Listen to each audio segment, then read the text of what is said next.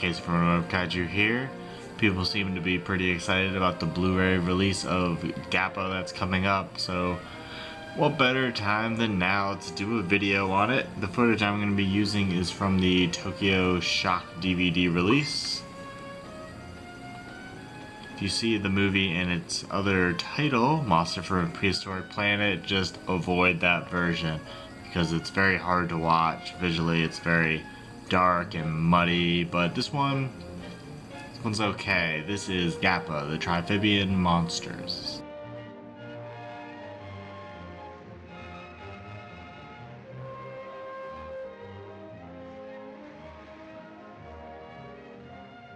I'm just going to go ahead and spoil the main plot points of the film.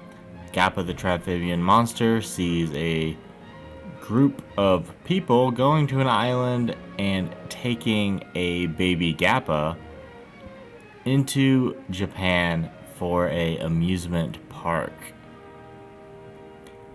The adult Gappas then come and destroy stuff.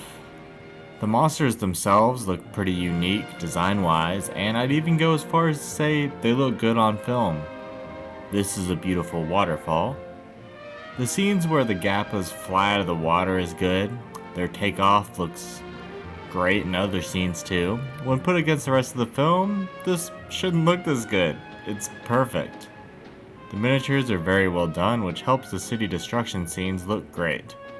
Even though a lot of them take place at night, there's lights illuminating the monsters. The attacks on them are illustrated with sparks and rockets that you can see and add to the scene. The cuts, sound effects, and rotoscoping are also well done here, still adding to the overall appeal of these parts.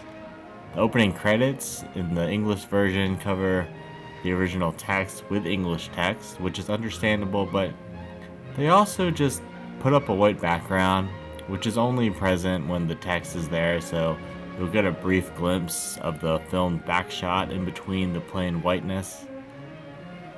While you can see things in this version, the lighting is still bad at times. Often character faces are covered in shadows, even though they're the center of attention for the scene. Continuity-wise, the time of day will change within a matter of minutes. Here it appears to be sunset when they say, "Let's go to shore," and then it's suddenly the part of the day with peak sunlight. This shot during the city destruction scene also doesn't line up. It's nighttime, and then this shot is daytime, and it looks very, very familiar. The comedy relief character is just kind of a klutz, and no real comedic scenes come out of it. It just kind of stumbles around without any real set pieces written for him. Additionally, his English dub actor is severely overdramatic and unnaturally squeaky. The Gappa figures used for the water shots are bad.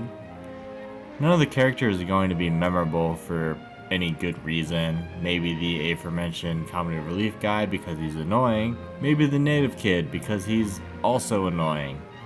And maybe the bad businessman if he wasn't a direct copy of other evil businessmen in Showa kaiju films.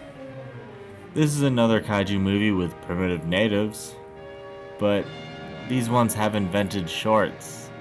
Well, they've come in contact with the Japanese before, so perhaps they were gifted clothing in previous encounters. One of these natives joins our protagonist for some time of the film. He is a short sentence speaking, annoying kid in blackface. I know the practice itself is hated, but I also want to point out that it doesn't look natural. Natives aren't the only similarities between Gappa and other kaiju movies. The Gappa's breath is extremely similar to Godzilla's, and the plot is very much Gorgo, Mothra, and King Kong. The ending is really drawn out, set to some sappy music. I'm sure it's supposed to be this very touching moment, but none of them really have any characteristics. We're just supposed to relate to them by empathizing how we'd feel in their situation, instead of any effort being put into that aspect of the script. I don't need that, but for this scene to take around 5 minutes or more of monsters just reuniting, it's just unwarranted from what the movie had set up. So, this wasn't as enjoyable as I remembered it being, but it's not a terrible time. I didn't point out that many pros, but like it's very average, and then it's got some good scenes. Like none of the cons I mentioned were that big of a con.